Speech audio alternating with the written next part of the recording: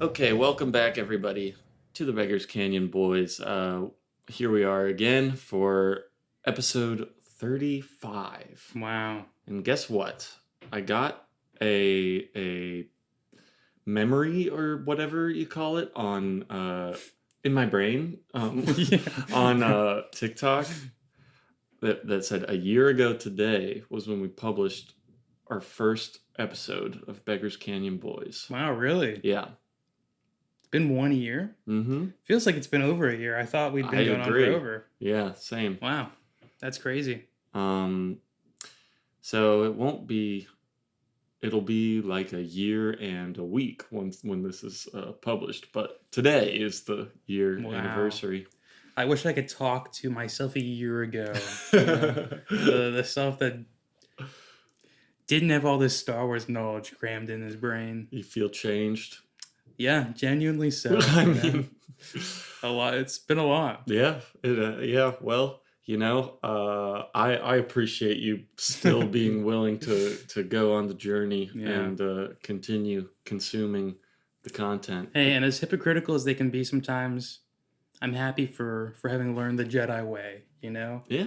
A meditative way of life.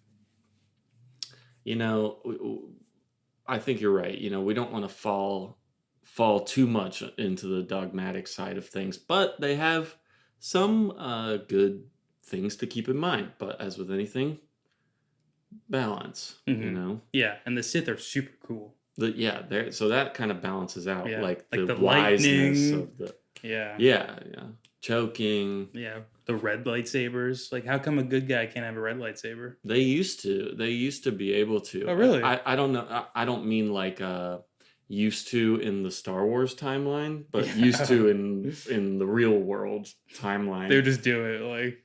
Yeah, okay. Comics would be drawn with like regular Jedi having red lightsabers and stuff, and wasn't really fully locked down, I think, until like, I don't know. I don't know exactly when, but I guess, it's interesting because it would be like, yeah, Darth Vader's got a red lightsaber. That alone is enough to like signify to me like, okay, the bad guys have the red lightsaber because it looks like menacing as well. Mm-hmm. And then Darth Maul also has the red lightsaber, so that would for sure lock the pattern in, I would think. But I guess those are still only two people, But we've only seen at the end of Phantom Menace what, 5 people's lightsabers total? Yeah. Luke, Obi-Wan, Qui-Gon, Vader, and Maul. I guess maybe they just thought we're not allowed to do it, so yeah, why not give it a try? But yeah, it is kind of like, I guess it's different per medium, but sort of inherently cast like a red glow upon your character. Mm-hmm. That it's like, oh, that's like kind of not great, for like a good guy. Yeah. Man, I just thought, I used to think about like, that's interesting because the good guys' lightsabers are blue and green and bad guys are red, but the X-Wings shoot red lasers and the TIE fighters shoot green lasers. So does that like secretly mean that like the TIE fighters are on the good side of the Force and the X-Wings are bad? Whoa. Did you think they were going to flip-flop sides halfway through?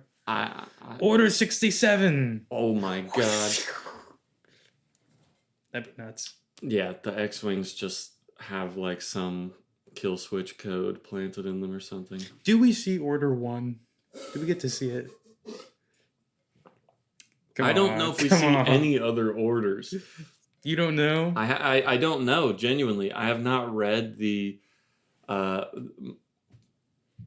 what I would predict is the most likely piece of media to have more orders in them, or at least talk about them, is the novelization of Revenge of the Sith, which everyone says is really incredible. Oh. And adds, all the things in the movie that we were like, oh, I wish they kind of made that like make a little more sense, or Wow. talked about it more. Apparently they do in the book. So When did that drop? Did that drop around the same time the movie came out? yeah. I feel like we skipped that on the podcast. I've mentioned it before, and I feel like we didn't read it though. yeah, I don't know. I just remember someone being like, I don't want to read more books. Oh, okay, sure. Nah, I'm just kidding. You didn't really even say that. But it doesn't make sense to read books on a weekly schedule. No. Although I would also say, hey, is there no other orders in Darth Plagueis? Not Is he yet. not telling Palpatine, like, you need to make orders? And the 66 will be your big plan. Not yet. No. Not yet. It doesn't sound like that. What does he sound like? I mean, Are you listening to it on audiobook? no. Oh, okay. I thought you no. were. It was either that or like some foreign accent, you know? Right. I mean, I could definitely see it being like a Talon Card type of voice. But also we have San Hill is the same species as Darth Plagueis. He's the leader of the banking clan, and he does have one line in Attack of the Clones at the big table of all the different separatist aliens. But I kind of forget what he sounds I like. do not know who that is. Dude, San Hill? Yeah, Sand Hill. All right. Well, Sand Hill? Sand. Does he look like a sand hill? Yeah, he does. Okay. They do have big, tall heads. All right. What are we talking about today? There's like 3 Star Wars aliens I have locked in. Okay. Wookiees, the Rhodians, Mm-hmm. and Twi'leks. I feel like those I've got locked in for sure. Everything else is a little more nebulous. Well, remember last time you were asking, like, what's Shakti and Ahsoka's species? And I couldn't remember it. Yeah. It's the Togruta. Togruta. Okay. I also always, like, I feel like I should know Jar Jars, but I forget the name of theirs. The Gungans. Gungans, right, yes. That, like, to me is, like, on the edge of not sounding Star Wars. Yeah. So, yeah. That makes sense. What about Watto's species? You know that, and the that guy that was in the first Clone Wars episode. You know, they go to their planet. yeah, and he's the king or whatever. Mm-hmm. They're wearing the suits. Yeah, what are those called? Their Ooh. planet's like toy something. Yep. Is it like Toyga? Toydaria and Toydarians. They're Toydarians. Mm-hmm. Okay. And then we met a Trandoshan character today for the episodes today. Trandoshans, you know, that's Bosk, the bounty hunter. He's a Trandoshan. The guy we met today, not necessarily in fighting form like Bosk, but Okay. you remember him? He was the like tentacle-y guy or whatever. No, the droid, the guy who like kidnapped R2D2. All right. I feel like you're getting upset with me already. I'm not. No, I'm not. I think you're getting upset with me. You got an attitude, and you need to drop it. I named a bunch of different aliens already. Jesus. Okay, man. Well, we've gone for 10 minutes and we haven't said what we're talking about today, so I will say it. And I'm sorry for my attitude, and I didn't mean to. It's okay, and I'm sorry if I have intentionally been jumping in and stalling right before you try to introduce things. I just find it really funny to do that, so I apologize. Please go on. No. That was the last time I'll do it. Are you sure? I promise. No, I don't. I There was just a lot of important things just to get off my chest up front. That's and I fine. still have a surprise. I know. I'm gonna get to the surprise. All right. Yeah, you're just a little slow on the uptake today. So Okay. Well, get to it. They're screaming at us. Holy shit. Okay. Well, we got 3 episodes of the Clone Wars today, as well as some comic books. These are episodes 5, 6, and 7 of season 1 of the Clone Wars. We've got the episode Rookies, and then we've got a 2-parter, like Downfall of a Droid and Duel of the Droids. I know the second one's called Duel of the Droids. Yeah. I think the first one's called Downfall of a Droid. Maybe. I just remember the second because, the titular duel. Yeah, Pretty which was so amazing. awesome. Yeah, Yeah. maybe my favorite Star Wars fight so far. Hey, I mean the location, like the cool bridge. Yeah. Um, and then for comic books, we read a little sampler going back a little bit into the 2005, 2006 area. Uh, One, we read the Biggs Darklighter arc from Star Wars Empire. Uh, which in my opinion is the best arc in the series. So I Mhm. figured we would just take a look at that one, and then we also read the first issue of John Jackson Miller's Knights of the Old Republic comic book series, a new ongoing, well, new in 2005, ongoing series that would go for like 50 issues. He's gonna write all 50, so it's a big.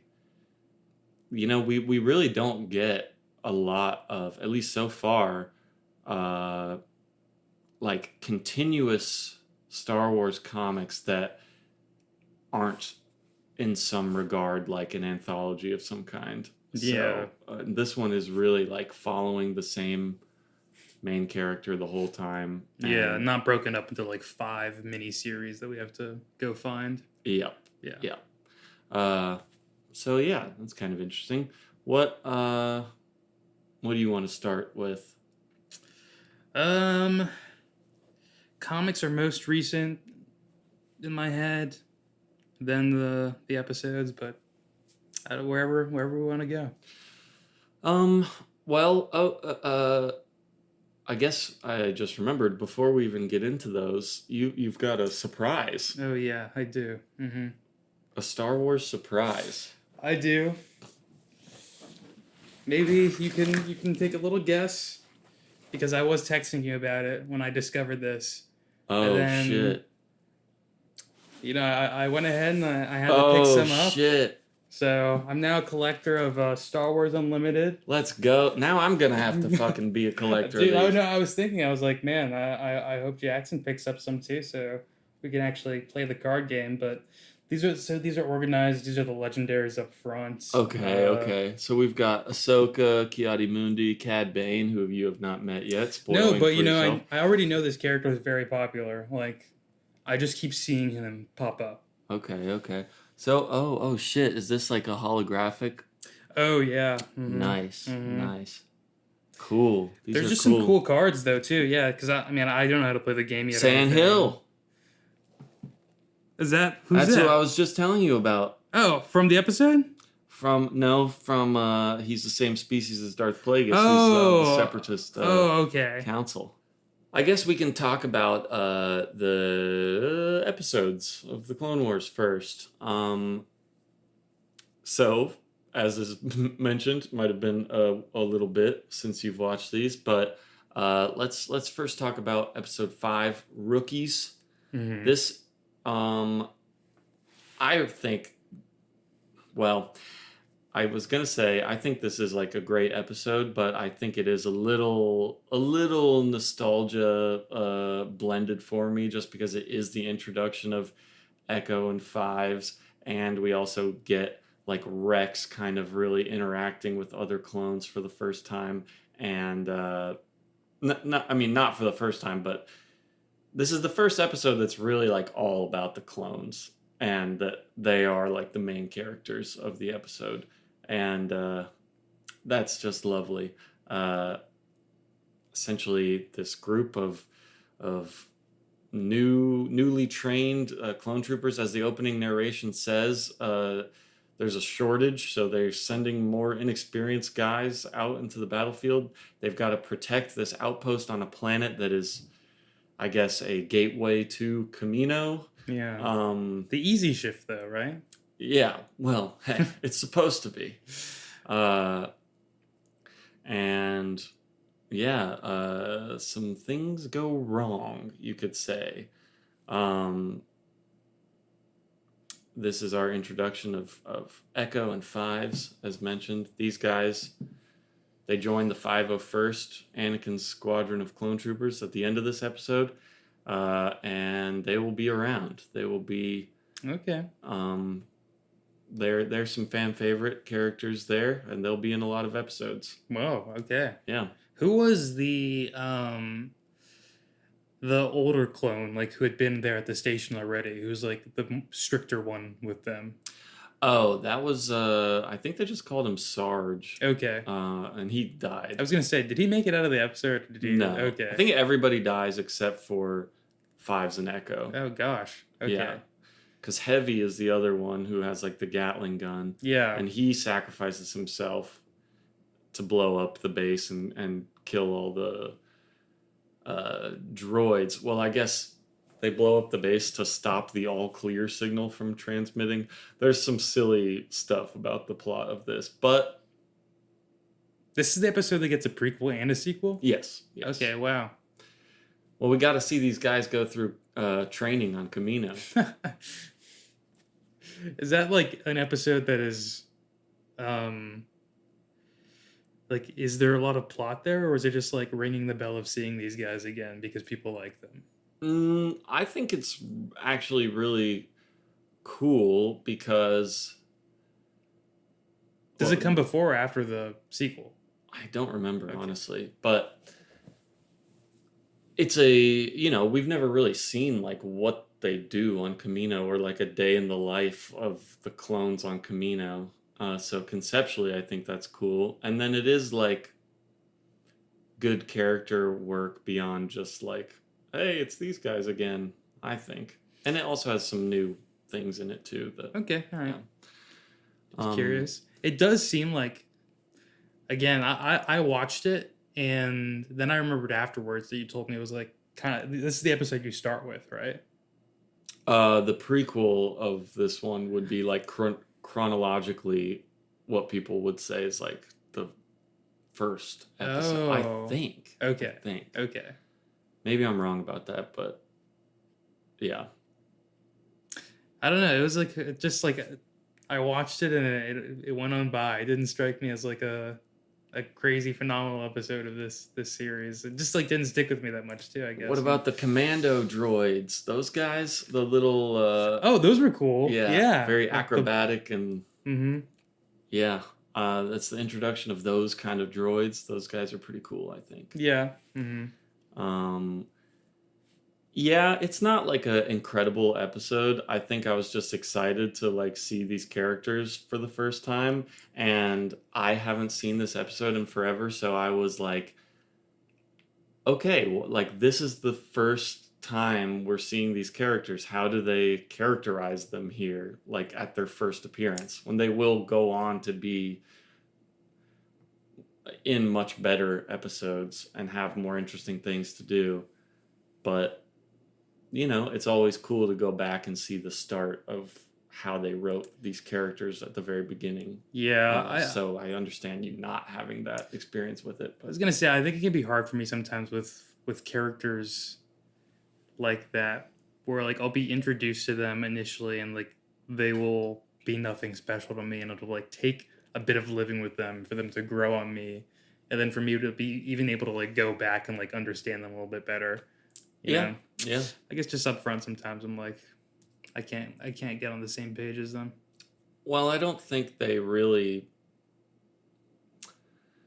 establish themselves as like super interesting. Well, these guys especially, they're clones also of Yeah. each other. Like, Yeah.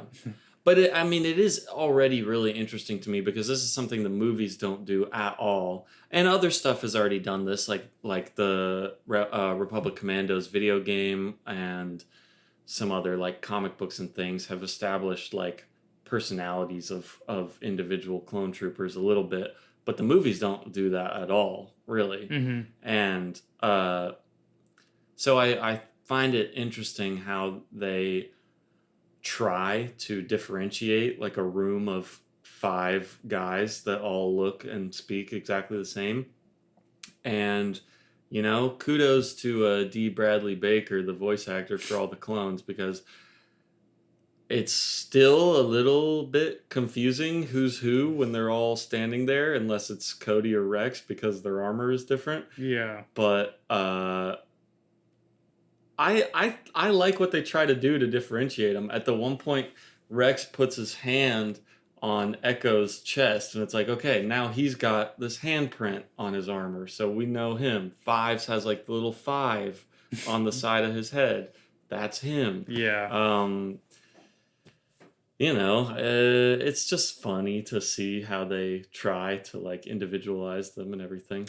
How many clones like do we get out of this series that kind of become fan favorites like that? Like we have Cody and Rex already, really. Yeah. Echo now. Then who's the other one? 5s. And 5s. Yeah. There are a few more. Okay. I would say not probably not like 10. See, I saw one of your cards is Jesse. That's another pretty popular character Who has not popped up yet. No. Okay. No. No Ewok cards. No Crazy. Ewoks. There must not be a lot of Ewoks around this time. No. Well, they're kind of isolated. Okay. No Clone War battle on Endor. Fighting the Dulux. No. They got their own war going on. All right. This episode also has some pretty good action with those commando droids, I think. There's a part where they have to like retake the command room or whatever, and it's some fun like virtual camera work. I think they like tracking shot follow like from the front them coming into the room, and like a long oneer of them like shooting all the droids, and then Rex like snaps one of their necks and stuff. And man, they show like some good tactical skills here, and you're like, okay, even though Rex has maybe not shown too much personality yet, he has been like super badass and capable, which is cool. And they do a little bit in this one of Obi-Wan and Anakin talking and being like, oh, that Rex, like, he's learning from you, Anakin. He's a little hot-headed and, like, bold or whatever. Yeah. So, that's fun. Everyone getting influenced by their Jedi. Mm-hmm. Is there, who's Captain Cody's? Oh, Commander Cody. That's Commander Obi-Wan's. Cody. Okay. Yeah. All right. I was going to say, maybe we'll see him become a little more like Obi-Wan in the future too. I mean, and he is oh a my God, little and then more... they battle it out. Is that going to happen? Oh my God. What, Rex versus Cody? Mm-hmm. Oh, man, that could be cool. I think that does happen. Yeah. It could be cool. Sorry, I just figured it all out. But Cody already is a little more like by the books, like down the line guy. Mm-hmm. And Ahsoka's gonna have to kill one of them. Nah, man, I don't know. Oh, getting close. No. Mm-hmm. No, you're not. Oh man, let's just say that the end of the show is really cool. It's really good at the end. Right. Nah, she doesn't kill one of them though. No, Rex. No, Cody. Stop fighting, or I'll kill you. But I don't know. Or I'll kill one of you. Maybe she says that. Yeah. And then Darth Maul comes in. I don't know. I mean, you saw on that trading card, there's already another guy that looks like Darth Maul. Oh. Well, but he might not even be in the show. I don't remember. Okay. That probably wasn't even Darth Maul. It's not. I mean, it's not Darth Maul, but oh yeah, something I thought was really funny about this episode, and maybe if you don't remember it that well, it won't register to you because it was a super minor thing, but the plot outside of the clone base is just Obi-Wan and Anakin on this ship, and like Grievous on his ship as well, and them being like, oh man, like Cody and Rex are down to just like do an inspection of the base and see how things are going there, like a routine thing, which I don't understand why they send the two of them down there. They're like from different squads, and also like the leaders that probably need to like stay with the Jedi, but whatever. Anakin and Obi-Wan the whole time are like, Cody and Rex haven't checked in. That's weird. Every time we try to check, and they keep like cutting back to this, every time we try to check the frequency, it's just all like jumbled or whatever. But the all clear signal is transmitting, so we're not going to do anything. And then the second they blow up the base. They're like, the all clear signal stopped. Let's go in and check it out. It's like, but you guys were already saying like something's going on. They're not checking in with us, but they're just like, oh, we'll leave it. They had better things to do. Yeah. Grievous. Well, Grievous was trying to go there too. Okay, well, I don't know. Don't have me defend the Jedi's actions. It's really funny how many times we've only seen 7 episodes of the show, and how many times Grievous has run away already. And he's been in like literally every single episode, just not really doing anything. I will say he always looks cool still. Yeah. He maintains like a cool look. That's true. Doesn't really do anything cool. And when he was fighting Ahsoka, I was like, no way. Yeah. No way is she like holding her own against Grievous. Like, but he did kind of kick her ass right away. yeah, but he should have killed her instantly. Yes. Like, just the way we've. I know. I agree with you. Yeah. He should be.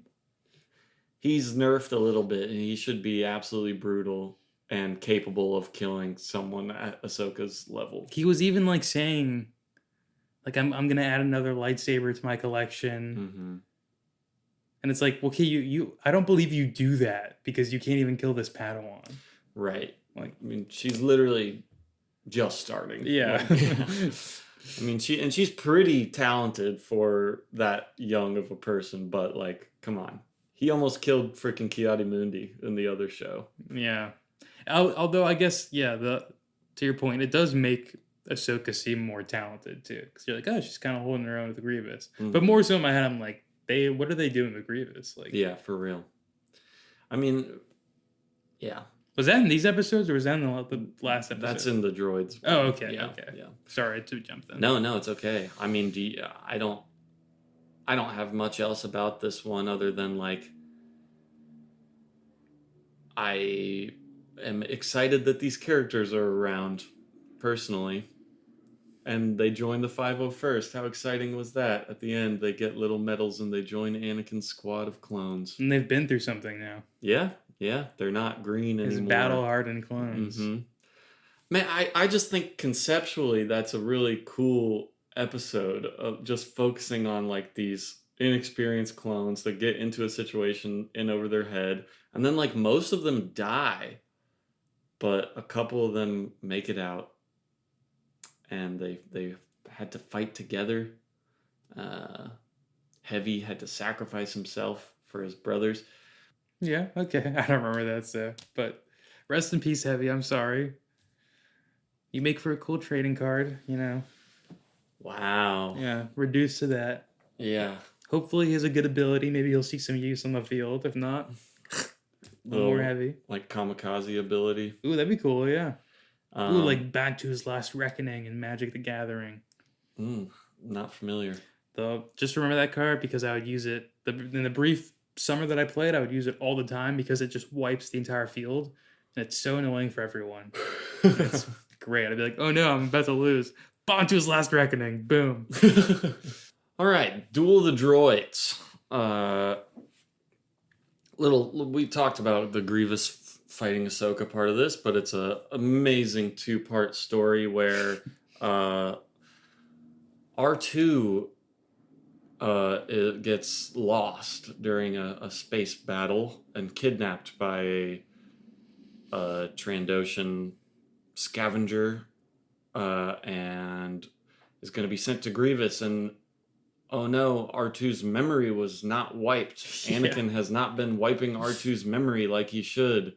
And Obi-Wan is very upset with him. Yeah. Weird also, because it felt like Obi-Wan went back and forth in the episode. Mm-hmm. Like, he gets mad at him. Well, at first he's like, no, like, don't go after your droid. Like, just get a new droid, blah, blah, blah. Then he finds out about the information. Then he's mad about it.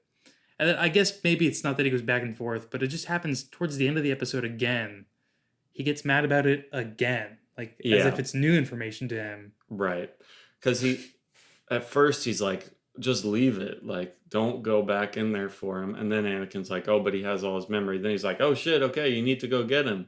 And then they find where he is on like the Separatist battle sphere. And Obi-Wan's just like, just destroy the whole battle sphere. Like, don't go after R2. just like try and get Grievous and blow up the whole thing. But of course he's got to go after R2. Yeah, pretty messed up of Obi-Wan to say don't go after R2. Yeah, but I mean, it's good. Like What, Anakin was needed elsewhere? perhaps, but also, he says like, hey, you gotta not have too much attachment towards things, Anakin. You gotta So be able let to your let things friends go. be tortured by Grievous because you gotta let things go. Well, to That's the Obi-Wan, kind of friend that's just a Jackson droid. is. To Obi-Wan, it's just a droid. To us and to Anakin, it's a friend. So Family, I would say. I'm on Anakin's side here. And what Anakin doesn't say, he uses the thing of, oh, I haven't wiped his memory as the reason to justify it for Ahsoka and Obi-Wan. Even though Ahsoka, she's kind of like already like best friends with R2. R2-y. Yeah. What he doesn't say was it was actually a gift from Padme, his wife. So that's another reason why he can't let it go. Yeah. Who knows what steamy messages are saved on that R2 unit? Yeah. little hologram videos. God, they've made R2 watch them. Yeah, I guess they don't have like just like a phone camera or like a digital camera to film like some homemade videos, some little sexy videos together, so they got to use R2. Gosh, that's just, I don't want to imagine them, but I'm doing it, positioning him, like, setting him up, getting him in the right angle. I mean, maybe they've even programmed him to take some creative liberties with it, move around the room while you're recording. He's on like a dolly, basically. I guess he is like a permanent dolly. Yeah, he can do it, and his head can rotate. So, he can get creased. He could keep that tracking around the whole perimeter of a bed, a green field in Naboo. There's probably a ton of sex worker droids and sex industry droids. Yes, I bet you, yes. Yeah. Oh, you bet me? You know all about them, don't you? They don't really get into that ever. There is some mentions of stuff like that here and there, but is it like hush hush, like, oh, he was in the droid pits, like probably being smothered by the steel of a droid bosom. Star Wars is like pretty sexless most of the time, but not if it's a Twi'lek. Exactly. Well, I mean, yeah, you mean like explicitly like sex scenes and stuff like that. Yeah. They'll have people in like revealing clothing, but there's no mention of any kind of sexual anything really. Yeah. But every now and then, Andor has explicit references to prostitutes and things like that. So okay, it's yeah, like that's dirty droid alley down there. Yeah, you don't want to go down there unless you're looking for a good time with a droid, something like that. Mm-hmm. Okay, which like it's interesting because it's such a rich lived-in universe, but there are still those certain aspects of like, well, there's never like been rated R Star Wars content, so like certain things just don't happen. Do people clamor for that? It feels like I'm not saying I want like sex scenes in Star Wars or anything. No, like I that, know. But I just because like with Marvel, you will see people who even outside properties like Deadpool and ones that could maybe be more rated R, people will be like, there should be a rated R Spider-Man. Like, how cool would that be if Spider-Man was like just punched people through their chests? And it's like there's like really bad, I'd say, takes like that out there. I think that would probably be a bad take for most Star Wars projects. Maybe there'd be like one that it could work as a rated R movie, but I just wasn't sure if like people have wanted like, oh, how come we can't see a Jedi like actually slice someone in half? Like, absolutely, yes. I feel like I see tons of comments all the time like, we're so ready for like a rated R lightsaber fighting movie, a rated R Darth Vader movie where he's just killing Jedis. Yeah. I mean, I would like to see some rated R lightsaber violence, but I don't know if I want that enough to like justify a whole movie. I feel like it does not work for me if I'm like seeing Jedi's commit violence that is like grotesque like that. Yeah, Like for but Vader. yeah, but I guess to me then it's be like okay one because if you had a Jedi in the movie at all, and it would like the rules of the world would be like breaking in my head a little bit. I'd be like thinking about it too hard. You Yeah, know, if like I'm seeing one picture of like oh like Vader is like able to be like bloody and violent in the movie, but like a Jedi character, one if they are bloody and violent, then to me I'm like oh that's weird. Like that's not very Jedi to me. It like takes yeah. me out of the aura of the character. Their aura. Uh, and then yeah, otherwise if they're not doing it, it's weird to me like juxtaposed within the same movie like the two styles. I guess maybe that could be cool, but like in my head it's like hard to remedy. Yeah, I think the way, if you were to do it, it would have to be like 1,000 years before the events of the movie or whatever, and you've got some like rogue guy who's like super brutal or something like that. Yeah. Then it doesn't. If you set it like really far away time wise from like the main story of the six movies, like that helps me kind of suspend my disbelief a little bit more, I think, and doesn't like break the reality as much, in my opinion. But we don't really need that. Like, you can still have really awesome lightsaber action without it being like rated R violent, I think. Yeah, I was gonna like thinking about it. I was like, really, what gore do you want? Because like the saber battles, we know like the wounds get cauterized by Mm-hmm. it, so it's like not much there. So really, you'd just be looking at like people using force abilities to cause more pain and violence. So But I mean, that could be pretty cool though. Like bloodbending in Legend of Korra. yeah.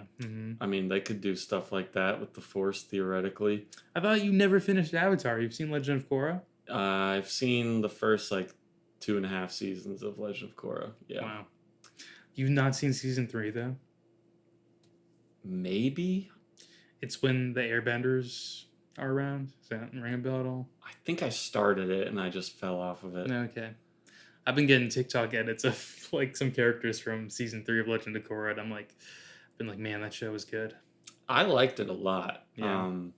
Especially the last couple episodes of season 1. I was like, this is good stuff. Yeah, season 1 and 3 are my favorites. People like to say they kind of got worse progressively. Well, no, people do say season 3 is better than 2. Because people just don't like season 4. I like season 3 a ton. I think it's really, really good. So I could get back into it. worth checking out. But like, what if they had force powers? I don't know. I don't need to see like a grotesque torture scene or something in Star Wars, but theoretically it could be cool if you're trying to establish a really scary like dark side user. He could like pull people's limbs apart or like pull their fingernails out with the force or like pull their teeth out, stuff Yeah, like that. I guess what Mace Windu did to Grievous in the Tarkovsky series, you Yeah. could kind of do that to someone just naturally with their ribs. Yeah, just like crunch their bones or stuff like that. Yeah. That could be cool to see. It'd be scary for sure. Yeah. But like, if you're introducing a bad guy or something, and you want me to think he's like really scary, that would do the trick for me. Is there a Star Wars project that is like closest to a Star Wars horror movie? Yeah, there's a book that's okay. pretty popular about. I forget. Oh, and also there's some Clone Wars episodes that are just straight up like horror style. All right. But there's a book about like this virus that turns these like stormtroopers on an abandoned ship into like zombies, pretty much. I did pull a card because I don't have all my cards in that binder. I just put a bunch of them in there, not like a bunch of the commons though. I do have one that is like brain worms or whatever, and it's stormtroopers like taking off their helmets, and they've got like these like yellow lychee brain worms on them. Possibly from that. Yeah, that's in the Clone Wars show. Oh, okay. Yeah. All right. All right. Sorry that these cards are spoiled a little bit. I don't know. It's okay. Doesn't seem like too much. No, it's not. Not a big deal. But yeah, those episodes are kind of straight up like trying to be horror episodes, Okay, and they're nice. pretty cool, I think.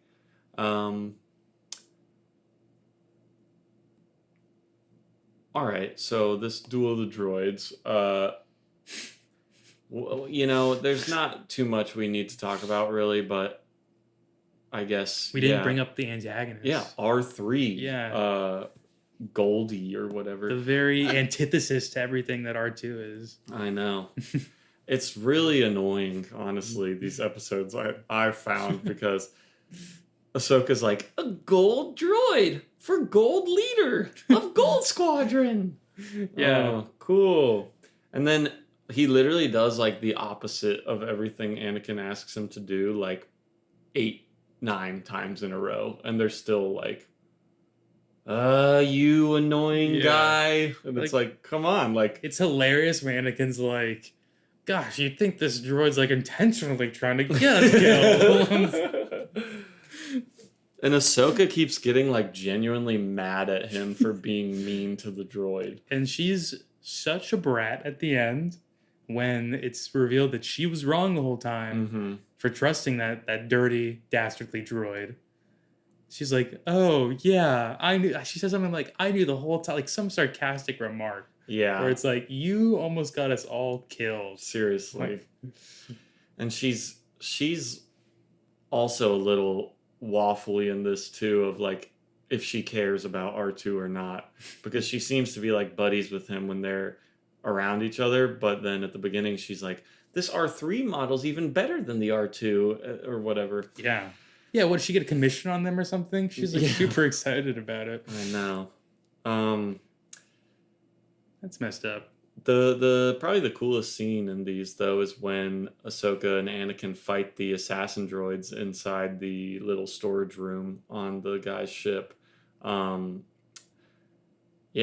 there was something about this episode that just looked really bad to me. These two, it seemed like the animation was like not as good as the other episodes. I don't really know exactly why, but some of the motion and stuff looked really bad to me. And then that scene, I was like, okay, this is where they like spent all the money to make the animation look cool. Oh, okay. It all kind of looks stiff to me all the time still. Yeah. But I don't know if that'll change for me moving forward, or if they get a bigger budget moving forward, or just sort I think they just get better at working with whatever the software is. Are these broken up into seasons also? Yeah. Like this is season 1 and then there's 3 or 8 you said? 7. Okay. Yeah, 7. Sorry, there's a weird range, 3 or 8. 3 or 8? Well, no, but close to 8. Okay. Yeah, and it really does like get better every time and less awkward looking and stuff. But these ones just looked especially awkward to me, and also had weird music in them. I was like, were these just like they needed to like fill a season with more episodes and they rush these together? Like that's what they felt like to me. Possibly. Yeah. Yeah, but cool scene where they fight the assassin droids. Not as cool as the awesome scene at the end though, where R2 fights R3. Yeah, they both just electrocute each other, and then R2 like sprays oil on him. Oh yeah, sends the fire down. Also, yeah, because R3 is clinging on for dear life. Come on, you didn't. That's cinematic, dude. Yeah, that was actually pretty good when R3 like smashes into the rock and just goes into pieces everywhere. I was like, okay, damn, a little brutal. It was awesome. I hope we get a return of R3 though, you know. Yeah, someone on the ground like picks up the pieces and puts them together and maybe know. Like half of Darth Maul with half of R3. Okay. That's not a bad idea. Darth 3?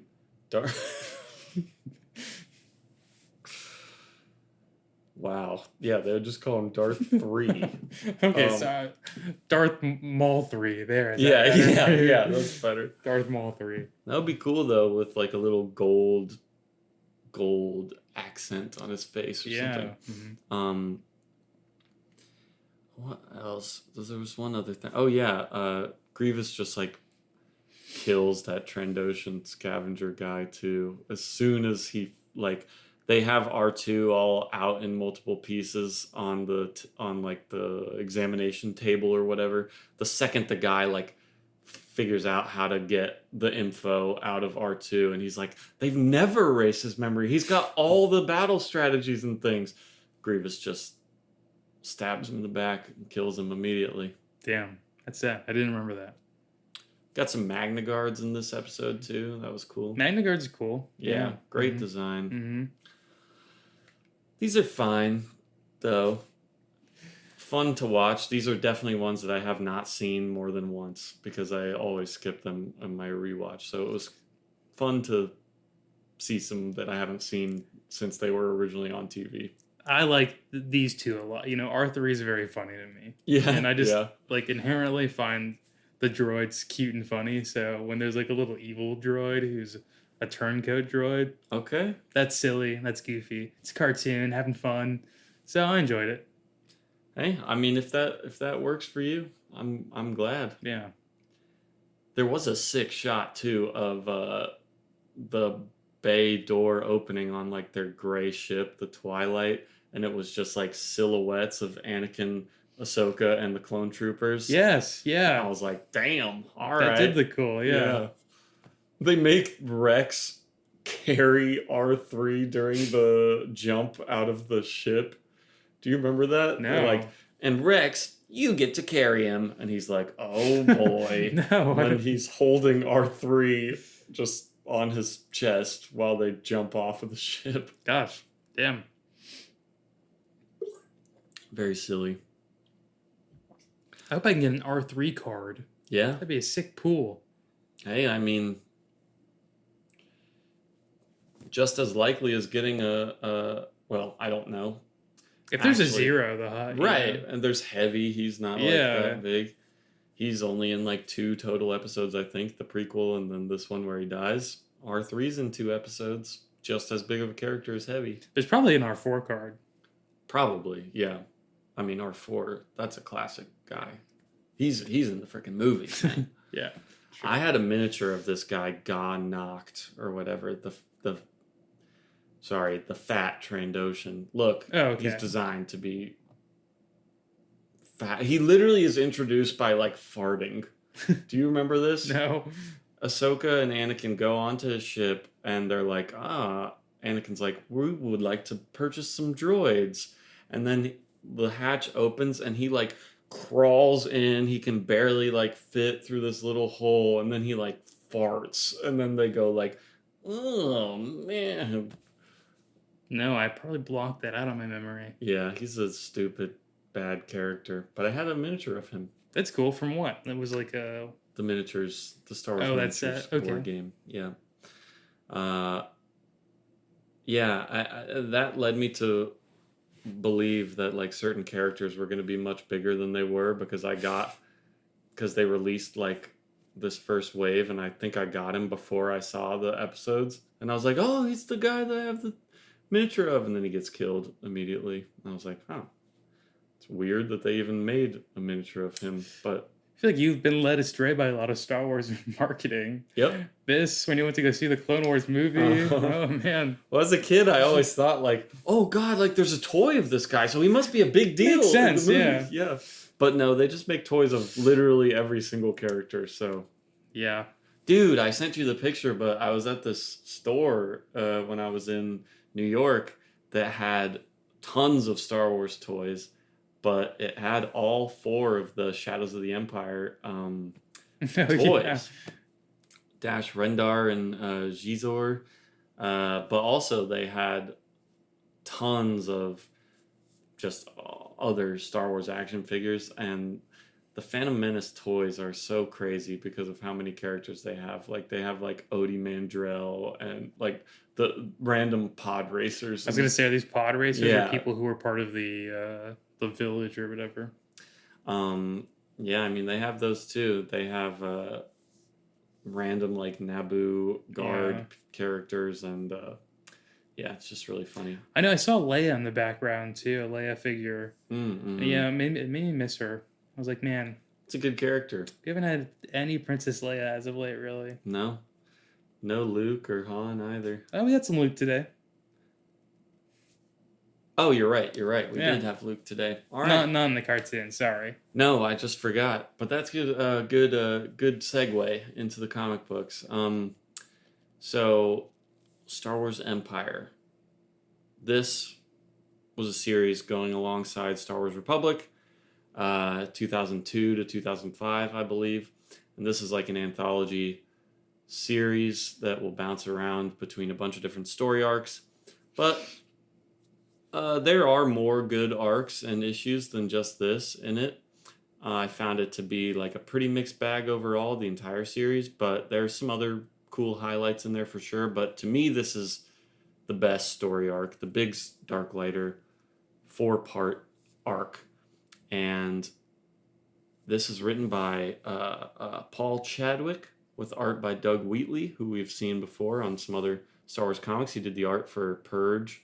Okay, yeah. Nice art. I think it's incredible in these issues, personally. I mean, it looks like very like painted, and it looks like this took forever to do. Yeah, I like it.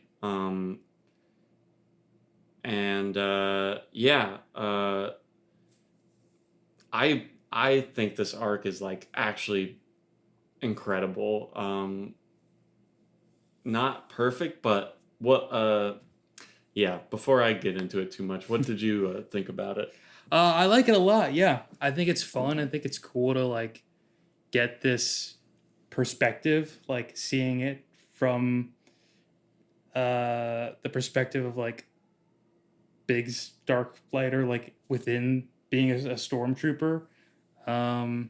It's like it gets really dark, and then it just gets darker towards the end, and it kind of ends there. But it's cool the way that it plays off of like your knowledge of the original movie too. Yes, like that was the most satisfying part for me, and I was like, oh man, I feel like this would be good to like read back to back after watching the movie too, and kind of get the best of both there.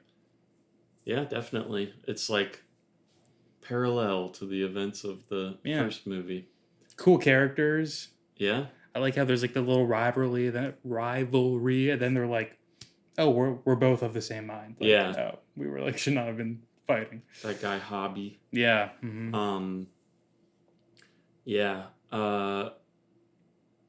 It takes some little nuggets of deleted scenes from the first movie and also mentioned bits from the Star Wars radio drama, which is just the story of the first movie, but with little extra details and things here and there. They just mentioned that he was stationed on like the Rand Ecliptic, which was the name of the Star Destroyer that he like defected from. Yeah. And then also the scene where he goes back to Tatooine and tells Luke, like, hey, I'm going to defect. And then the text boxes are like, he's lying, but he does actually want to do that. He's starting to realize he wants to do that. That was a deleted scene from the actual first movie. Like, there is filmed footage of that whole scene. Did we watch that? I don't remember. Oh.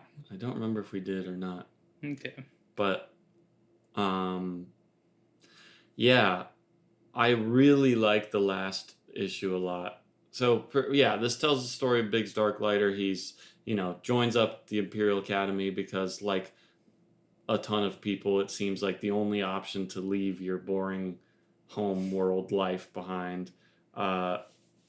And then he really quickly realizes that the Empire is super fucked up, and he's like, okay, I can't be a part of this. Then he joins the rebels. It's really funny also how obvious they are about like how fucked up they are. Yeah. Like there's even moments in it later where he's like, the second mate is laughing at the first mate, Biggs, because he's like, oh, you didn't realize that was just like a story we tell? We're not doing actual like philanthropic work out here. Like, we're just gonna kill them. Like, like, okay, like very. He's evil. Yeah. And Biggs is really naive. Yeah. At first, we're not good. But the art really sells it. I think that moment where they're out. There's like that ship that doesn't have the right codes to transmit, and so their superior officer, whoever, is like, oh, we gotta, go out, and it's probably a rebel ship, like, go out and attack them. And then Biggs is like, all right, let's just like disable their thrusters and stuff so we can question them. And then like somebody fires a shot to just blow up the whole ship. Yeah. And then like there's just bodies like floating out in space. Pretty crazy moment too, because I guess different than seeing Anakin cut down young Jedi kids, but they still cut to inside that spaceship and show us because I think they make a point to say it's actually like an academic or like education ship or whatever. Yeah, yeah. And it's a bunch of just like kid aliens, Families and stuff. Yeah. yeah, and then you see them just like dead floating out in space. Such an intense moment actually too. The like, who fired? Yeah. Like pull your logs. We're gonna go in. Nobody like touch anything. It's kind of cool. Yeah. I think That was one of my favorite moments from what I read, honestly. yeah, me too. And I think like the facial expression work is really strong because like they show Biggs reacting to like the floating bodies out and everything. And it's like, Yeah. wow, like, yeah, that I fully believe that would be why you would be like, okay, I cannot do this again. But can you believe he made such a big deal about it and no one would speak up and claim the great thing that they did? Yeah, yeah. Nobody took credit for it. Yeah. I thought someone would say it even after, what was the boss guy's name, their leader? I don't remember. Well, after he was like, no, this is good actually. Like, Yeah, right. the Empire will be really happy to hear about this. I thought someone would speak up and then Biggs would be like, Yeah, and that could be like our little bad guy that's on the same level as them and stuff. 'cause yeah. really, there is no bad guy that isn't like a superior officer. It's the fake out with Hobby? Yeah. Is that his name? Mm-hmm. Yeah. Yeah, that's definitely one of the, if not the strongest like individual moment from the whole thing. But my favorite issue is the last issue because to me it really captures like what Star Wars is all about to me. Because essentially during some mission, the mission where they all like eject themselves out of things and Biggs freaking snipes the tie. That's a cool moment too. Crazy. Someone gets like beheaded and like Hobby lost a limb or someone else lost a limb. There's Hobby got infected. Like pros there too. That's like it's like three surviving, one in agonizing pain, like one dead. Like very cool moment. Like a surprising moment too. I was like, okay, Star Wars surprises me when it goes that dark sometimes. Yeah. I'm like, whoa, okay. For real. I mean... Sorry, I didn't mean to interrupt you. No. A great fusion of, like, the art and the text boxes there to sell it as, like, a truly scary moment. Mm-hmm. Man, and it's so dark on the panel there, too. Like, against the backdrop of space. It's scary. It's a scary moment. Yeah, really cool. Man, like, Doug Wheatley freaking absolutely killing it with the drawings. And that infection looks gross. Looks gnarly. Like raised, like... Yeah, he's like a pie almost. Yeah. Like, gross. It's like horrible burn. It looks super painful. Yeah. So yeah, this last issue is kind of split in half. The first half is Biggs and some pals going around in the woods of Yavin trying to find something in nature that could heal Hobby's infection. And then the second half is the attack on the Death Star from Biggs' perspective. And to me, this is so awesome because the language that they use in the first, they never say like the Force outright, but the whole time it is like, this is Biggs like becoming one with the Force. And it's showing you that even people who aren't Jedi, they are still connected to like the whole cosmic tapestry aspect of this. Yeah. And so like there's a part where they're like going around in the jungle and like a bunch of like bees or whatever attack them, and then if I'm remembering correctly, that attracts like this big predator beast to like tackle Biggs and fight them, and he has to kill it. And in the text it's like, wow, like he had never really had this experience before. He's killed people before from far away in his ship, but he's never like done it right up there. And even though he had to, because this thing was going to kill him, he still feels like it's life leaving it and it becoming one with the world. And then in the art, while they're saying that, they're walking away, and then it's showing like bugs crawl all over the body, and it starts decomposing. And it's like, wow, like that, without really drawing too much attention to it, is just really reinforcing the whole like everything's connected through the force, like nature of it. And Biggs even has like a little moment of like feeling the force Yeah. there. And then that contrasts really hard with, so all the art in the first half very green and natural and lush, and then the second half is all gray and black and machines and things. And he's feeling like it says in the text boxes like, oh, he is not thinking about the past or the future right now. He is perfectly in the moment, and he feels some like ethereal connection to all of his other pilots, and he realizes like this moment is very important.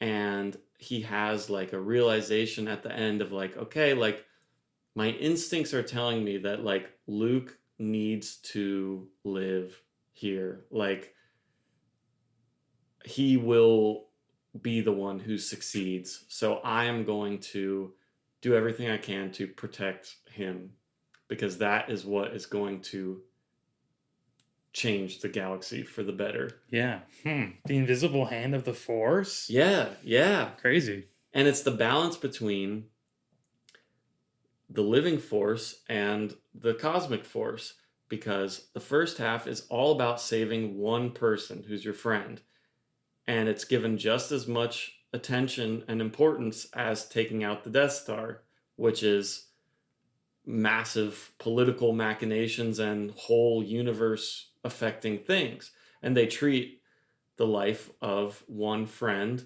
and the destruction of the Death Star as two equally important things. And it's like, wow, he, in his moment of death, was fully balanced and connected to like what the Force is supposed to be. Yeah, that is nice. I mean, it really got me good. Yeah. Man, and that is an aspect of Star Wars I feel like we used to talk a lot more about that isn't maybe as often getting utilized anymore, like the Yeah. connection with the Force, and outside of like Jedis, like the ability of everyone to sort of like be tapped into at least fragments of the Force within the universe. So it is really nice to see that, especially in like final moments, how that is remedied in like this universe. Yeah, yeah. I think it does a great job. So yeah, sorry to ramble on about that one issue for so long, but it just really got to me. I was like, this is good. No, it was stuff awesome. right The art here. is awesome too. The way it's like laid out on the page looks really cool. Yeah, really good. And it ends with Hobby looking at the hologram of Biggs, because yeah, he dies. But a character I've always liked, even before reading this, for no reason other than he's a named character in Star Wars that seems like a friendly guy, and he's Luke's friend. And I always wanted to know more about him, so. Ooh, maybe he survives in one of the alternate spin-offs and he's doing something cool out there. Maybe he's more Force adjacent than he may have thought. Maybe so. Maybe so. But, you know, I think it's a cool thing that they tap into of, like, the pilot's, like, adrenaline mindset, like, connecting that to, like, the Force. Like, Yeah. because it makes sense. Like, I guess, you know, we talk about in real life, like athletes or musicians or I don't know, probably even like a surgeon or whatever, like you getting into like this flow state where you're not thinking about the past or the future. You're totally in the moment, and you're not really even like thinking. You're just acting. Yeah, you've like let go and instinct is in control. Yeah, yeah. And so I think that's cool to like make that just be the Force in Star Wars for everybody. Yeah. Like, yeah. Because that makes sense. Like that the Force is just like life energy, I guess, or whatever. So anyway, really cool, I thought. That is cool. I'm a big fan. Ooh, you know what else was great about this? Mm. Learned a little bit more about Uncle Owen. Yeah, yeah. We learned that he is the second biggest moisture farm on the planet. Wow, that's true. I forgot about that Yeah. little detail. Just what we're thinking about, like life and people's connections to everything, and Hey, death and all. moisture farms are a huge part of the Tatooine economy. Exactly, and it's tied to Uncle Owen's legacy. I mean, he was saying that it was from his parents, I think, who started it. Wanted to pass it down to Luke. Who we know, Kleeglar's, Shmi's husband. Yeah, who we know? From what? From Attack of the Clones, bro. He's the guy in the hover wheelchair. Oh, yeah. I forgot about that. Owen's dad, bro. Yeah, you're right. Gosh. Wow, we really... Every character, huh? Mm-hmm. They've got every character here. Also at that dinner, Biggs goes over to the Lars homestead for dinner, and Luke is like, don't mention that you're going to the academy because, Uncle Owen's just going to get all pissed. And then Aunt Beru is immediately like, so you're going to the academy? And then Uncle Owen's like, why? She stokes the flames, too, because she's like, and I imagine, even though he doesn't want him to, Luke's going to do the same thing and follow in your footsteps. Also, And Luke is like, oh, God. Yeah. But they really do. They make Uncle Owen look bad in that panel, by the way. Like, he looks like an angry, abusive dad. Fat and, stuffing his face angry. And it's like, he's allowed to be a little upset. Like, come on. He's screaming and stuff at them. Yeah. They really vilify him there. But it's like, I understand his perspective too, because if you think about, they were given this baby and they're like, hey, this is the most important baby in the whole world. And it's up to you guys to make sure that he doesn't die. And then they probably grow to be like, well, we don't want him to be a part of this at all. And they probably used to be the biggest moisture farm on the planet. And they probably spent so much time taking care of freaking Luke. That they started dipping their product. So they're trying to get that back on track. Seriously. So they've kind of got their own whole story that was going at the moment, too. That was just freaking ruined by Star Wars. I mean, they had their own life and their own goals. And then Obi-Wan shows up with the baby. And they're like, okay, well, I guess this is our life now. Maybe could Plagueis bring them back? To life? Mm-hmm. He knows that secret, doesn't he? Well, Palpatine tells Anakin that he knew that secret. Oh, wow. Palpatine couldn't actually bring Padme back to life.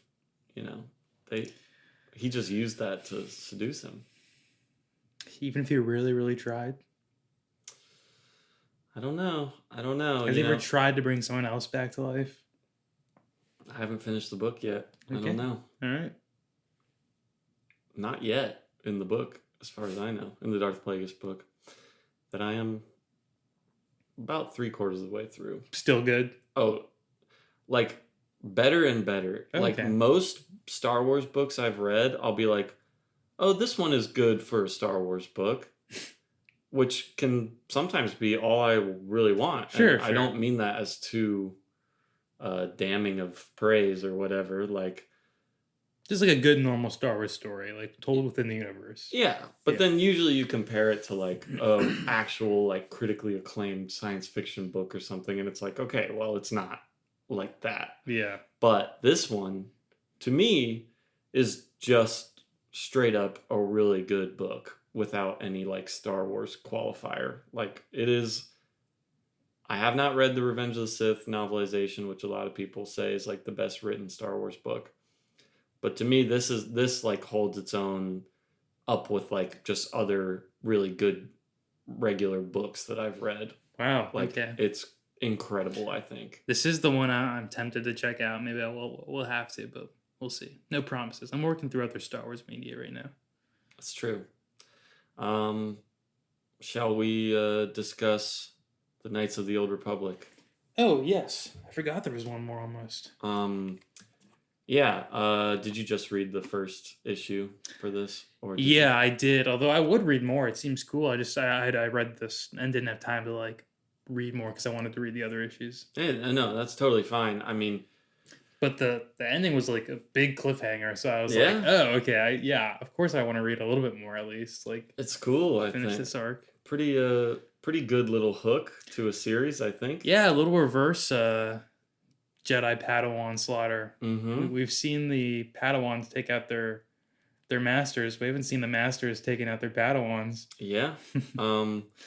So yeah, this is Knights of the Old Republic. I have read this before a long time ago, and I can't remember if it has like spoilers for the video game that you're playing, Knights of the Old Republic, but it does really connect to, or at least through references to the Tales of the Jedi series that we read before. That's interesting. They name drop like Exar Kun and Ulic Qel-Dromo a lot in it.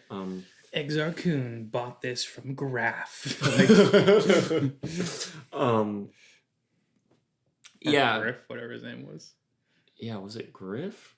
I don't know. He was like a groundhog thing. Like, what was he? I don't really know. I feel like it's really fun. A lot of the comics will just like make the aliens an animal. Yeah. So this is written by John Jackson Miller, who writes a lot of Star Wars stuff, a lot of comics. He wrote the Kenobi book that came out in like 2012 that I just finished the audiobook of. That's a really good one. He wrote A New Dawn, which is a sort of prelude to the Star Wars Rebels show. And he wrote most recently The Living Force, a 2024 book that takes place right before the Phantom Menace and deals a lot with like Obi-Wan and Qui-Gon and all the Jedi Council members. Okay, I think you mentioned that actually. I started listening to that when I kind of fell off of it, but it was okay. And yeah, this tells the story of like a Padawan. There's, he and all his fellow Padawans are going to be knighted. There's going to be a big knighting ceremony, but he's kind of not as talented as them. He's had a tenuous relationship with the Force and doesn't think he's going to be knighted. He's always late to everything and that kind of character. And then in the end, he comes to the ceremony, and it turns out all of the Jedi Masters have killed all the other Padawans. And yeah, that's how the first issue ends, of the reveal of they've been like, oh, you decided to show up. And all the dead bodies of the Padawans. I was trying to pull it up because I think that page is actually cool, like the way that they're all sort of looking, where it's positioned where like the bodies are laid around their feet and they were just like looking at him as he enters. Yeah. I like the angle of it. Yeah. Brian Ching is the artist on this one. Yeah. But so have you've read forward? You know what they're doing, what's going on with these masters? Okay. Yeah, I would definitely, if you liked this one, at least read the first 6 issues, and then if you really are still interested, then keep going. But the first 6 issues will at least explain like why they did that, and it gives me Invincible cliffhanger vibes. You know how like Omni-Man kills the Guardians at the beginning? Like, it is for some reason that. It felt very adjacent to that. It is kind of like that for sure. Because it had that same feeling of like throughout the first issue, you're like, okay, I mean, like, these are like pretty all right characters, and it's fun enough. I'm kind of invested in this guy, and then at the end, you're like, oh shit, okay, so this is what's going to be going on now. Yeah, and like from very powerful people. It's like, whoa, okay, that's a threat. And like, if this Padawan, I can't remember the names of any of these characters, but if this Padawan guy is worse than all the other Padawans, and now he's got like 5 masters up against him, not good odds for our main character. Next issue just opens with him getting sliced and diced by all of them. This is a 2-issue series. Yeah. 1 issue and 1 page. Yeah, it's one full spread. Now this goes on for a while. Okay, so they chase him around for a bit. Yeah. Could be. And then, there's the Mandalorian Wars going on at the same time as this. Imagine being hunted by like 5 Jedi. That's scary. It is scary. Especially when, I don't want to spoil too much of the next issues, but it becomes a cool thing where it's like, oh, they are trusted by like the Jedi Council and everything, so they lie, and He Ooh, is like okay. a fugitive. So they're naughty. They're naughty. Okay. Mm-hmm. I wasn't sure if they had the reasons that were somehow, benevolent, but I mean, there is a reason. There is a reason that they have justified to themselves that I won't spoil. that's fun. Okay. Um, I could see Jedi doing that.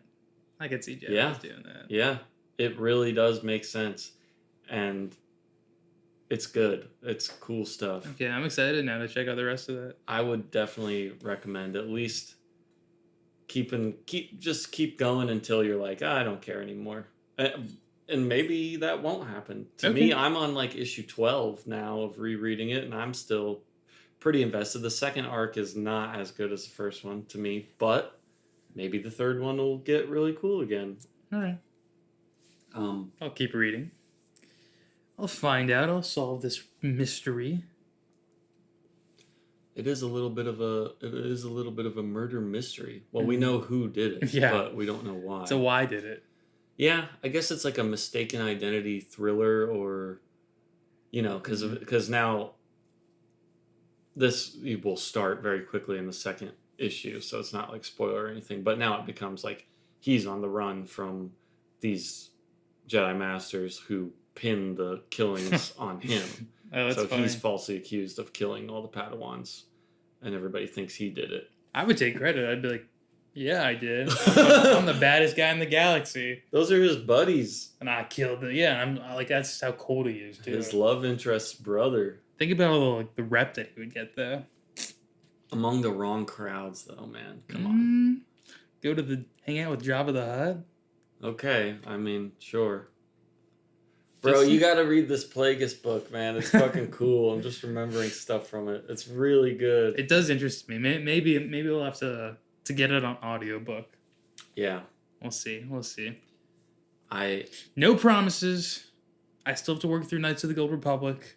Yeah. I can't take on too much Star Wars at once. I understand. I'm taking on Star Wars Unlimited, getting into that. Okay. Yeah. No, I get it. You don't want to oversaturate yourself. And I have Jedi Academy downloaded that I still need to play. Yeah. Fun game. Any Knights of the Old Republic video game thoughts you want to share with everyone before we wrap it up? So far, so good. I've made it to the lower city level with everyone there. I heard bad things about them from the people above, but they seem nice so far. So Yeah. just maybe looks can be deceiving, and also Classism. Yeah, don't let what other people say about other people influence how you view them, I guess, because take your own experiences into account. That's worth something. So everyone have a great night and catch you next time. Good? Yeah, great. Thank you. Thanks for, and I'll do a second outro. Thanks for listening, everybody. And then I'll do the third. Okay. And just wanted to say what we will be talking about next time. Can I read them something while you cue that up? Yeah, for sure. It's going to take you a while. It's going to take me like 2 seconds, but go ahead. Womp rats. They infest Beggar's Canyon. Filthy creatures, their offset teeth lock onto their prey until it dies. Even killing a womp rat won't shake it. That's you all. You're womp rats. That was in one of the comics for today. Yeah. It was. I just wanted to, in case they didn't know.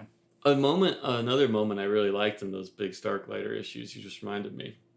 Sorry, I kind of ignored what you said. That was more for them than you. Yeah, okay. It's not always about me. Yeah. I just wanted them to have context for what a womp rat was, because they get called it sometimes.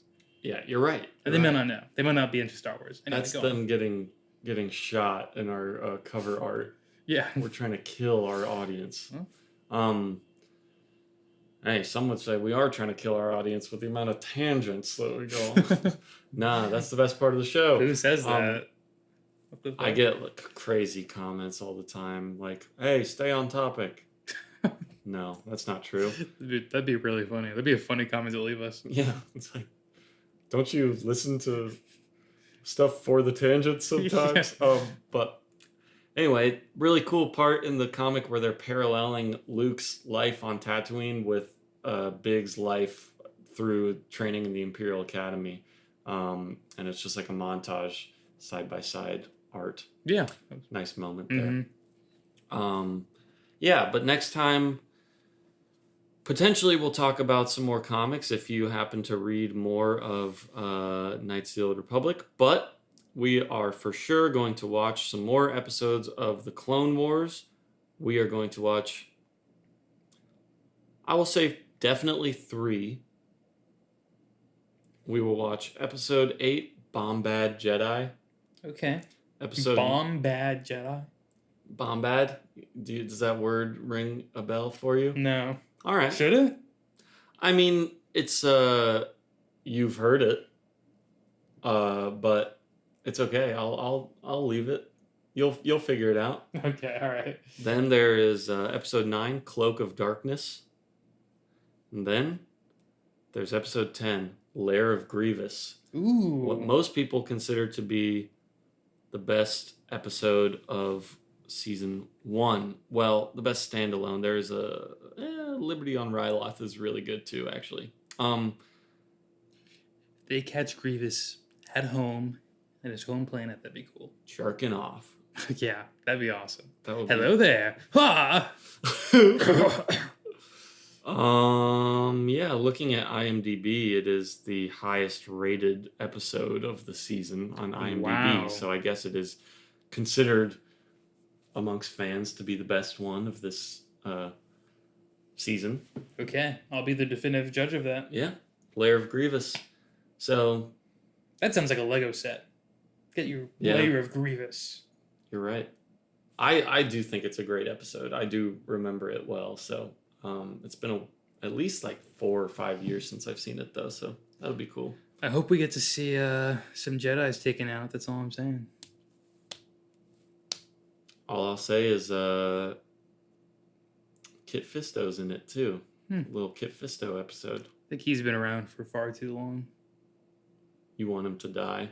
Mm-hmm. Well, we saw him die That's in true. Revenge of the Yeah. Sith, so...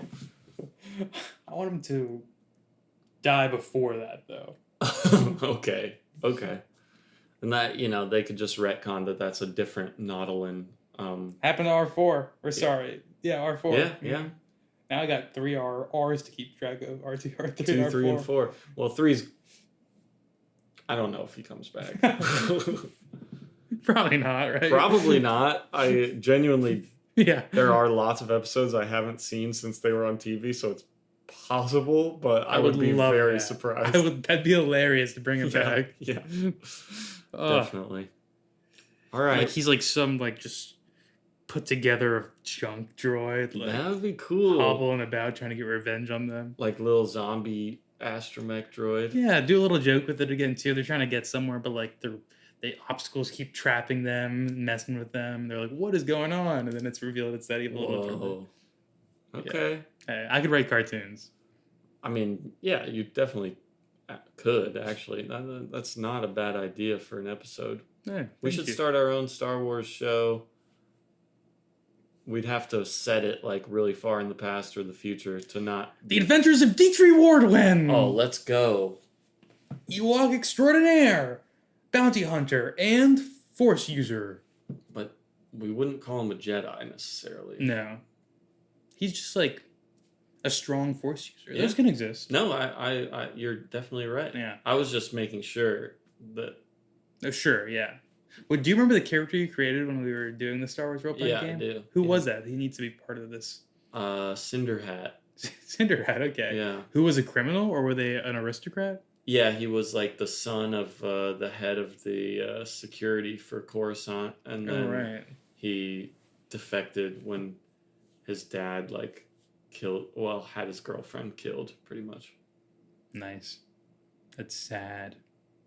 Yeah, it's actually really sad. Yeah. But he's like a gambler, like smooth talker. So he's like cool and moody.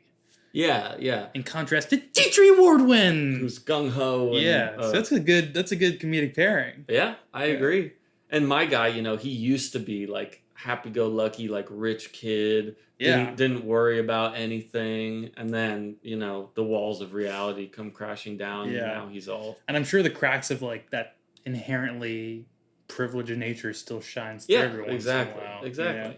Like trying to be moody, but like still kind of doesn't really know a lot, you know?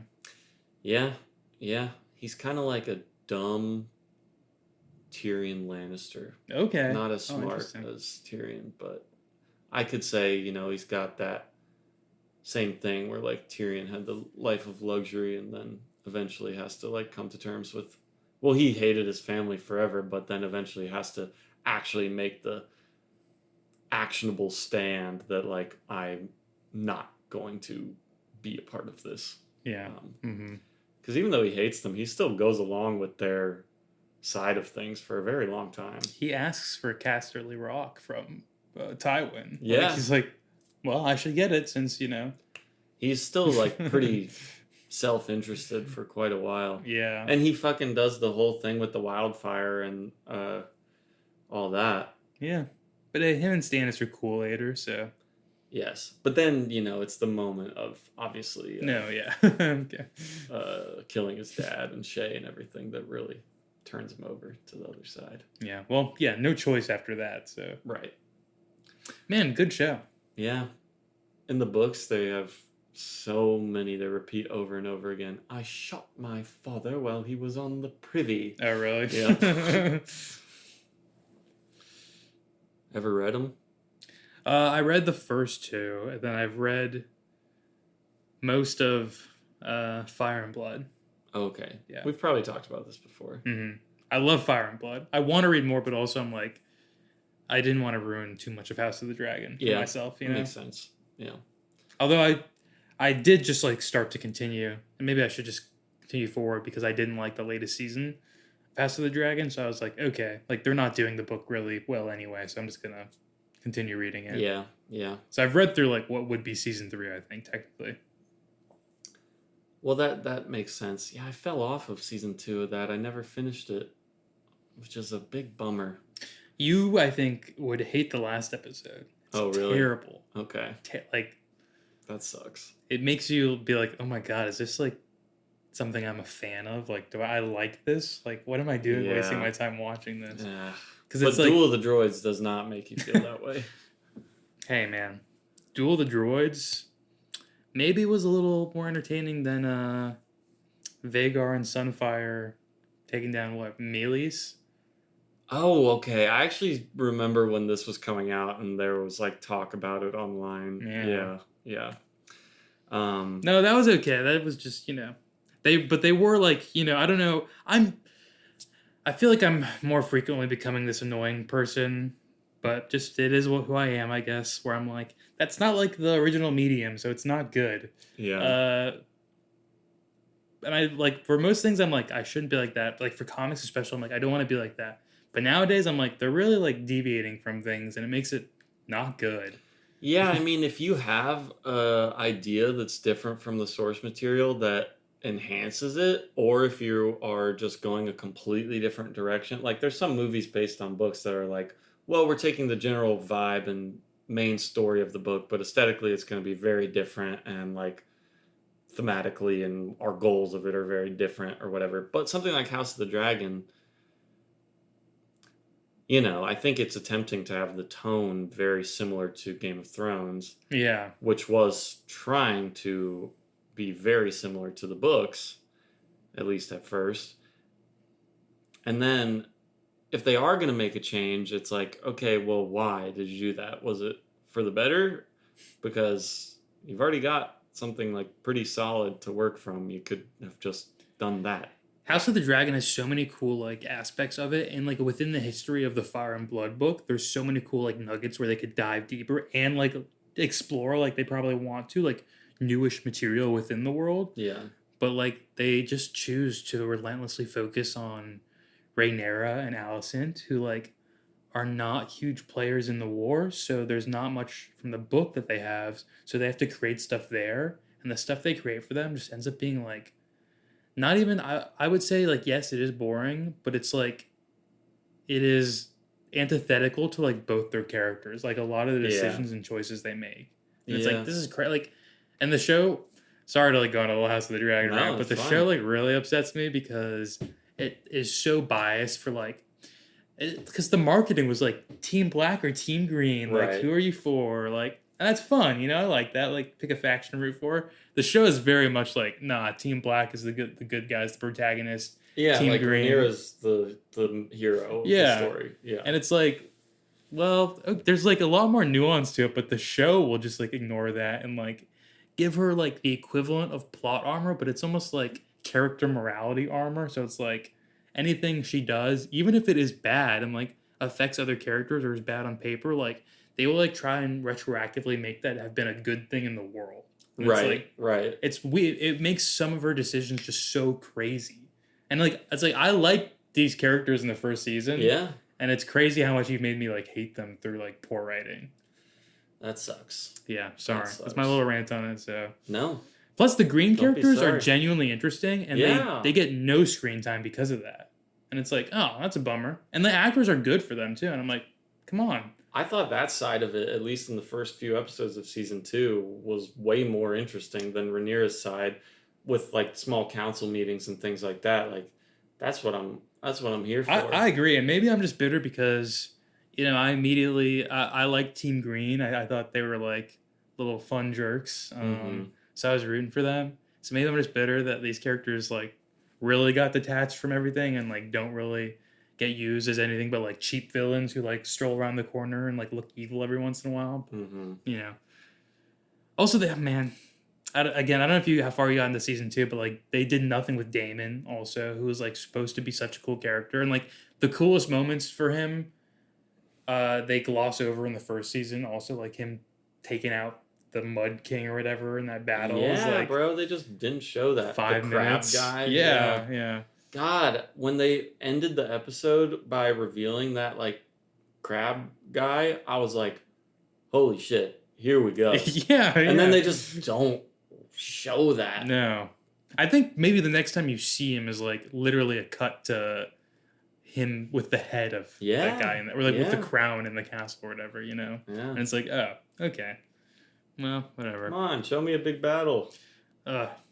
Plus, there's just like there's bad dragon stuff, and I don't not to like make you hear all the House of the Dragon stuff. No, it's okay. There's bad dragon stuff later in the season 2 because they're again trying to fill in stuff from the book that they didn't end up doing. But so now they have like more dragons than they have dragon riders because they wanted, I guess, Rhaenyra and Daemon not to have like there's like a third woman character who's like in their love triangle, and it's like a little more ethically complicated, and I guess they didn't want that in the show. But she becomes a dragon rider, so they like are having one of the just Valerian kids do it, but like Okay. I don't know. There's like a whole little thing where she has to like go and find her dragon. It's a mess, a big mess. Yeah, that's just brutal. Bummer. Man, you said there was some bad dragon stuff. I thought you were gonna start talking about Bad Dragon, the website. You can get dragon themed big old dildos. Is that a wife of Bad Dragon? In high school, for whatever reason, my friends and I found, I don't remember how, a website called Bad Dragon, and we thought it was really funny, and it was all these like fantasy-themed giant dildos, custom made, different dragons, the penises of a dragon. Wow, that's crazy.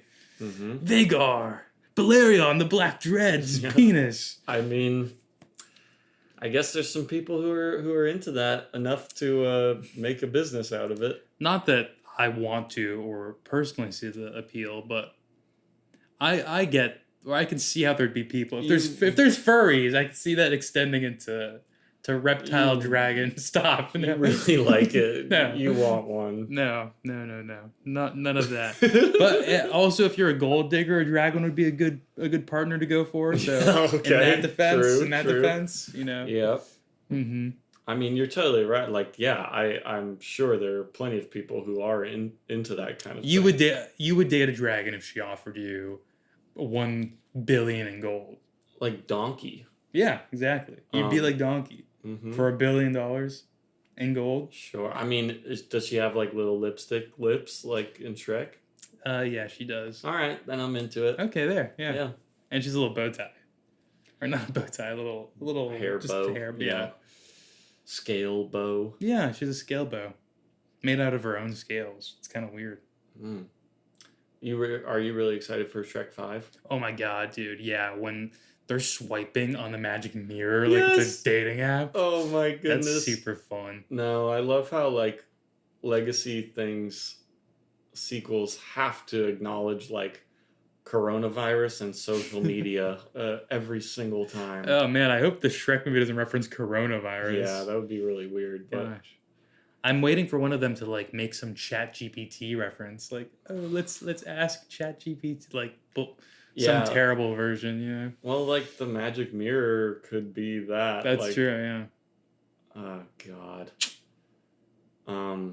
But no, I'm not excited for that movie. Not me neither. Well, thanks for listening, guys. We'll go ahead and stop recording now.